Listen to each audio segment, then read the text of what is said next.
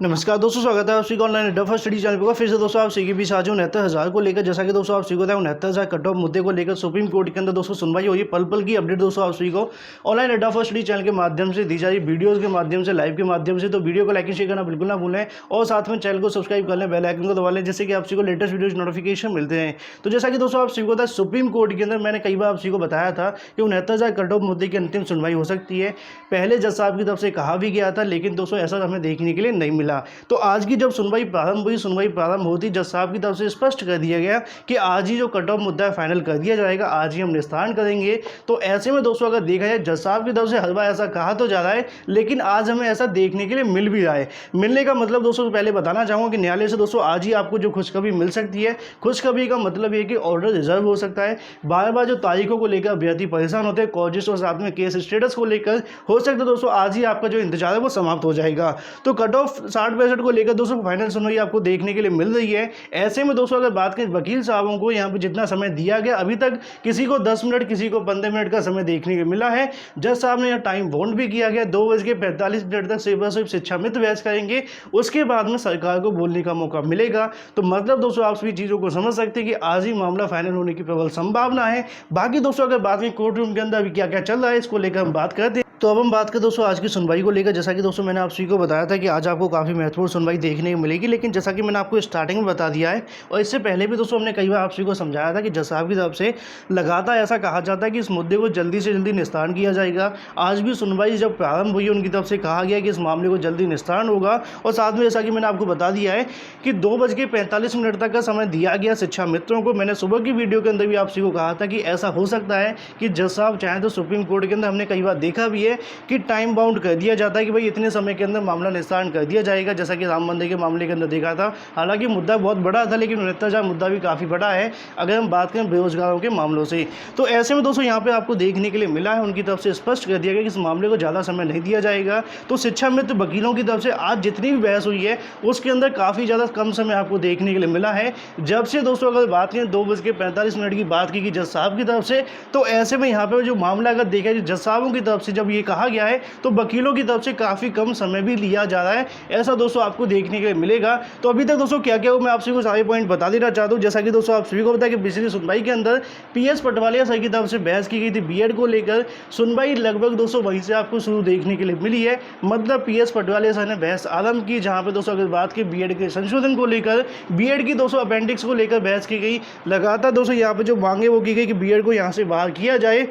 और साथ में पीएस पटवालिया की सर की तरफ से यहाँ पे इस चीज़ को भी स्पष्ट किया गया कि जो बीएड है यहाँ पे असिस्टेंट टीचर के लिए योग्य नहीं है। तो ऐसे में जज साहब की तरफ से स्पष्ट किया गया बीएड के बारे में, जैसा कि पहले भी हमने कहा था कि बीएड मुद्दे पर ज़्यादा बहस देखने के लिए नहीं मिलेगी। उसी के साथ में जज साहब की तरफ से एक बार फिर से यहाँ बताया गया कि आज सिर्फ 2:45 तक का समय सभी अधिवक्ताओं के पास में। तो उसके बाद में पीएस पटवालिया सर ने एक बार फिर से टेंड अनटेंड वाला मुद्दा उठाया गया। और इसी के साथ दोस्तों यहाँ पीएस पटवालिया सर की जो बहस है वो ज़्यादा लंबी नहीं चली। मैंने आपको दोस्तों पिछली सुनवाई में भी कहा था कि पीएस पटवालिया सर पूरे तरीके से बीएड पे तैयारी करके आए थे, तो उनकी तरफ से लगातार बीएड पर ही बहस हमें देखने के लिए मिली भी थी। उसी के साथ दोस्तों कई अभ्यर्थी इस चीज़ को लेकर ही पूछ रहे थे कि कौन कौन से वकील उपस्थित थे। मैं उनको बताना चाहूँगा, वेंकट जमनी सर उपस्थित थे और साथ में पल्लव सिसोदिया उपस्थित थे। अगर हम बात करें हरीश साल्वे सर को लेकर, अभी तक उपस्थित नहीं थे, लेकिन प्राप्त जानकारी के अनुसार अभ्यर्थियों का ऐसा कहना है कि जब उनकी सुनवाई शुरू होगी उस समय पर उनको वहाँ पर लाया जाएगा, मतलब चैम्बर के अंदर उपस्थित है, ऐसा बताया जा रहा है। ठीक है, अभी तक जानकारी के अनुसार मैंने आपको बता दिया है। दूसरी तरफ दोस्तों अगर बात करें, अभी तक की सुनवाई के अंदर ऐश्वर्या भाटी मैम उपस्थित थी। सॉलिसिटर जनरल अभी तक नहीं थे, लेकिन अगर बात करें दोस्तों बाद में सरकार का जब पक्ष रखा जाएगा वहाँ पे उपस्थित होंगे कि नहीं होंगे, जैसे ही उनको लिंक मिलेगा उपस्थित होंगे, आपको बता दिया जाएगा वीडियो के माध्यम से या फिर दोस्तों लाइव के माध्यम से। ऐसे में दोस्तों आप सभी को बताना चाहूँगा कि यहाँ पे दोस्तों जैसा कि मैंने आपको बताया पीएस पटवालिया सर की तरफ से जो बहस है वो समाप्त की गई। उसके बाद में राजीव धवन सर की तरफ से बहस देखने के लिए मिली। उन्होंने दोस्तों काफ़ी सटीक अगर बात की कट ऑफ मुद्दे पर बहस ज़्यादा हुई है। हालांकि बीएड मुद्दे को भी यहाँ पर उठाया गया समय समय पर, जिसके बारे में दोस्तों मैं आप सभी को यहाँ बताना चाहूँगा। उन्होंने सबसे पहले जो अपनी बहस आरंभ की थी वो दोस्तों यहाँ पर 2x1 से आरंभ करते हुए दिखाई दिए थे। इसी के साथ राकेश द्विवेदी सर भी बहस करते हुए दिखाई दिए 2x1 पर। दोनों की तरफ से दोस्तों दोनों रूल को यहाँ पर उठाया गया। जिसके अंदर राकेश द्विवेदी सर ने ऐसा बताया कि यहाँ पे अगर हम बात करें जो 2x1 जो रूल कहता है उसके आधार पर सरकार को ये राइट तो है कि कट ऑफ लगा सकते हैं, समय समय पर कट ऑफ लगाने का जो अधिकार सरकार को मिला है वो इस 2x1 के आधार पर मिल तो गया है, लेकिन कब लगाना है, किस समय पर लगाना है, ये निर्धारित करना भी सरकार को पड़ेगा। कि अगर हम बात करें परीक्षा के बाद में जो लगाना पड़ा है, ऐसे में शिक्षा मित्रों को यहाँ पर कट ऑफ को लेकर काफ़ी नुकसान हो रहा है। नीचे उनकी तरफ से एक दलील यहाँ पर ये भी देखने के लिए मिली थी, मैं आपको बताना चाहूँगा। उनका कहना था कि 1,37,000 पदों में 2 भर्तियों के आधार पर भर्तियां करानी थी, तो पहली भर्ती के अंदर 40-45 पे हुआ, दूसरी भर्ती के अंदर 60-65 क्यों लगाया गया। ऐसे में शिक्षा मित्रों को यहाँ बताया नहीं गया 60-65 लगाने से पहले। तो शिक्षा मित्रों की जो मानसिकता थी वो यही थी कि यहाँ पे कोई कट ऑफ नहीं है, पुरानी भर्ती वाला 40-45 यहाँ पे लागू हो जाएगा। उसी को लेकर यहाँ पे जो बहस है वो राकेश द्विवेदी सर की तरफ से की गई। उनका यहाँ पे ये भी कहना था कि 1,37,000 पदों पर शिक्षा मित्रों को समायोजित करना था, मतलब उनकी जो भर्ती वो करनी थी। ऐसे में यहाँ पे और भी अभ्यर्थियों को जोड़ करके कट ऑफ बढ़ाना बिल्कुल भी ठीक नहीं है, क्योंकि यहाँ पर जो 1,37,000 पदों की सापेक्ष भर्ती कराई जा रही है तो दोनों भर्तियों के अंदर सेम कट ऑफ होनी चाहिए थी। तो दूसरी भर्ती में 60-65 लगाने का कोई औचित्य नहीं बनता है। उनका ये भी कहना था कि यहाँ पर एक शिक्षा में 40-45 सिलेक्ट हो चुका है, तो ऐसे में दूसरे शिक्षा मित्र को 60-65 क्यों दिया जा रहा है, इसको लेकर भी दोस्तों यहाँ जो बहस है वो देखने के लिए मिली। राकेश द्विवेदी सर की तरफ से यहाँ पे बार बार इस पॉइंट को भी रखा गया कि शिक्षा मित्रों की जो तैयारी थी वो पिछली भर्ती के आधार पर देखने के लिए मिली थी। उनको लग रहा था कि पिछली भर्ती वाला कट ऑफ रहेगा, उसी टारगेट के अनुसार उन्होंने यहाँ पे तैयारी की थी, ऐसा राकेश द्विवेदी सर की तरफ से कहा गया था। तो ये तो दोस्तों यहाँ पे आपके सामने जो बहस है वो हो जाती है। उसके बाद में अगर बात करें बीएड की टीम की तरफ से, दोस्तों अगर मोना मैडम की तरफ से पक्ष रखा गया, क्योंकि आपको पता है पटवालिया सर की तरफ से बीएड पॉइंट यहाँ क्लियर किए गए थे, लेकिन जज साहब की तरफ से जैसा कि कहा गया था कि 2:45 तक शिक्षा मित्र वकीलों को यहाँ समय दिया जाएगा, मतलब पेटिशनर को। तो ऐसे में उन्हीं को यहाँ पर सुना जा रहा था। उसके साथ में दोस्तों यहाँ पे जो अगर बात करें और भी चीज़ें यहाँ पे देखने के लिए मिली, राजीव धवन सर की तरफ से जो पॉइंट उठाया गया, पहले तो काउंटर को पढ़ के सुनाया, सरकार का काउंटर था, उसी के अंदर अगर बात करें शिक्षा मित्रों काउंटर को यहाँ बताया गया, जो कि दोस्तों पैरा नंबर 15 को यहाँ पढ़ के समझाने की कोशिश की। उसके बाद आनंद ऑर्डर को यहाँ समझाया गया। उनका कहना था कि आनंद कुमार वाले ऑर्डर के अकॉर्डिंग अगर हम यहाँ देखें, शिक्षा मित्रों को भागांक मिल रहा है, एज के अंदर छूट तो मिल रही है, लेकिन उसका लाभ नहीं मिल पा रहा है। लाभ क्यों नहीं मिल रहा है? क्योंकि यहाँ पे जो कट ऑफ है वो बढ़ा दिया गया। कट ऑफ बढ़ाने की वजह से उनको यहाँ पासिंग मार्क के अकॉर्डिंग, यहाँ मतलब जो पासिंग मार्क कहा जा रहा था, कुछ पॉइंटों के अंदर उनकी तरफ से लगातार कहा जाता है, कुछ अभ्यर्थी मुझे कमेंट में भी कहते हैं, क्योंकि बीएड बीटीसी सरकार जब बहस की थी उनकी तरफ से कट ऑफ कहा जाता है, तो राजीव धवन सर की तरफ से पासिंग मार्क कहा जा रहा था। उनका कहना है कि यहाँ जो पासिंग मार्क लगाया गया उनके बढ़ाने की वजह से उनको जो भारांक मिलने वाला था वो नहीं मिल रहा था। ऐसे में जज साहब की तरफ से एक टिप्पणी भी की गई, मैं आपको बताना चाहूँगा। उनका कहना था कि 10 साल के अकॉर्डिंग यहाँ पे जो भारांक है वो 25 अंक मिलना चाहिए था, लेकिन ये अंक जाके के 62 अंक बन जाते हैं, ये जज साहब को अभी तक नहीं पता है। इस टिप्पणी के आधार पर हम देख सकते हैं, क्योंकि जज साहब को इस आधार पर अगर देखा जाए तो 25 अंक मिल तो है।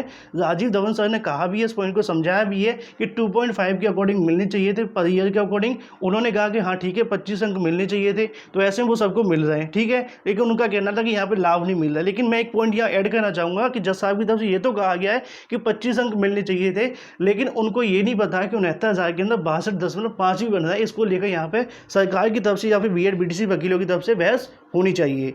इसी के साथ राजीव धवन सर की तरफ से दोस्तों शिक्षा मित्रों के सिंगल बेंच के ऑर्डर को लेकर बात की। उनका कहना है सिंगल बेंच ने दोनों भर्तियों को समान मानते हुए यहाँ पर 40-45 पर भर्ती करने का जो आदेश है वो दिया गया था। उसके साथ उनका कहना था बीएड एलिजिबल नहीं उनकी तरफ से कहा गया। तो जज साहब की तरफ से यहाँ एक पॉइंट ये भी रखा गया कि बीएड को अगर देखा जाए तो सिंगल बेंच के अकॉर्डिंग तो बिल्कुल एलिजिबल है, क्योंकि उन्होंने ये कहा था कि उसकी योग्यता के अंदर कुछ चीज़ें हैं, लेकिन उन्होंने बीएड को बाहर नहीं किया है। तो ऐसे में बीएड यहाँ पर स्वतः अलाउ हो जाता है। इसको लेकर ललित सर की तरफ से पॉइंट रखा गया, मतलब हम कहें तो उनकी तरफ से एक टिप्पणी देखने के लिए मिली थी। इसी के साथ यहाँ पर दोस्तों मैं आपको बताना चाहूँगा ललित सर की तरफ से ये भी कहा गया, अगर आपका सबमिशन ये है कि यहाँ पर बीएड वैध नहीं है तो इसको नोट कर लिया गया है, मतलब इस पर बाद में हम देख लेंगे। पीएस पटवालिया सर की तरफ से सेम बहस की जा चुकी है। आप इस मुद्दे को लेकर बार बार बहस ना करें। अगर आपका सबमिशन ये है तो अपनी बहस को यहीं पर समाप्त कर दें, ऐसा दोस्तों यहाँ पर हमें देखने के लिए मिला। उसके बाद में दोस्तों मैं आप सभी को बताना चाहूँगा, जैसा कि मैंने आपको वीडियो के माध्यम से बता रहा था कि वहाँ पर राजीव धवन सर की तरफ से और भी जो पॉइंट है वो रखे गए थे। लगातार इस पॉइंट को लेकर यहाँ पर समझाने की जो कोशिश है वो की गई कि यहाँ पर जो दोनों भर्तियाँ कराई गई वो दोनों भर्तियाँ एक हैं, उसी के आधार पे एक ही कट ऑफ होनी चाहिए। पैरा नंबर 231-32 को अगर बात करें, जो काउंटर था उसको यहाँ पढ़ करके समझाने की जो कोशिश वो की गई। उसके साथ में 20वें संशोधन पर बात की गई, जो 68,500 कराई गई थी वो 20वें संशोधन पर हुई थी। उसी के साथ दोस्तों यहाँ पर उनका कहना है कि 2018 की ATI और 2019 की जो ATI कराई गई हैं वो दोनों ATI यहाँ पर अमेंडमेंट को समझाने की जो कोशिश है वो की गई। मतलब कहना है कि ऐसे में एक ही भर्ती के आधार पर दोनों भर्ती को मान करके कट ऑफ यहाँ पर समान होना चाहिए था। धवन सर की जो बहस है इसके बाद दोस्तों समाप्त होने वाली थी, लेकिन उसकी तरफ से अगर बात करें जज साहब की तरफ से कहा गया कि यहाँ पे ATI शिक्षा मित्रों को पास करना चाहिए था, मतलब भर्ती को पास करने की जो बात है परीक्षा की, वो भी दोस्तों यहाँ पे जज साहब की तरफ से की गई। साथ में अगर बात करें यहाँ पे दोस्तों सेम द्विवेदी सर की तरफ से एक बार फिर से इंटरप्ट किया गया। उनका कहना था कि 1,37,000 पदों पर जैसा कि धवन सर ने कहा उसी को यहाँ पे दोस्तों कंटिन्यू करते हुए उनका कहना था कि same to same cut off यहाँ पे रखा जाना चाहिए था। उसके बाद 25 जुलाई 2017 के ऑर्डर पे दोस्तों बहस की गई धवन सर की तरफ से। उसी के साथ में धवन सर की तरफ से यहाँ ये भी पॉइंट रखा गया कि बीएड मुद्दे को लेकर मैं पूरे तरीके से सहमत हूँ। PS पटवारिया सर की बहस को लेकर उनकी तरफ से जो बहस की गई वो बिल्कुल तार्किक है और साथ में अगर बात करें न्याय संगत के अकॉर्डिंग की गई है। तो लगभग दोस्तों यहाँ पे ये सुनवाई आपको अभी तक देखने के लिए मिली है। इसी के साथ थोड़ी सी जो बहस है दोस्तों CA सुंदरम सर की तरफ से की गई, उसी के बाद में दोस्तों थोड़ी सी जो बहस है वो रखी गई है। अब जैसे दोस्तों आगे की अपडेट आपसी को देखने मिलेगी, लगातार आपसी को ऑनलाइन अड्डा फर्स्ट चैनल के माध्यम से प्रोवाइड कर दी जाएगी। अभी तक की बहस का साथ दोस्तों आपको बता दिएगा। वीडियो को लाइक शेयर करना बिल्कुल ना भूलें और साथ में चैनल को सब्सक्राइब कर लें, बेल आइकन को दबा लें जिससे कि आपसी को लेटेस्ट वीडियो नोटिफिकेशन मिलते। So guys thank you for watching this video.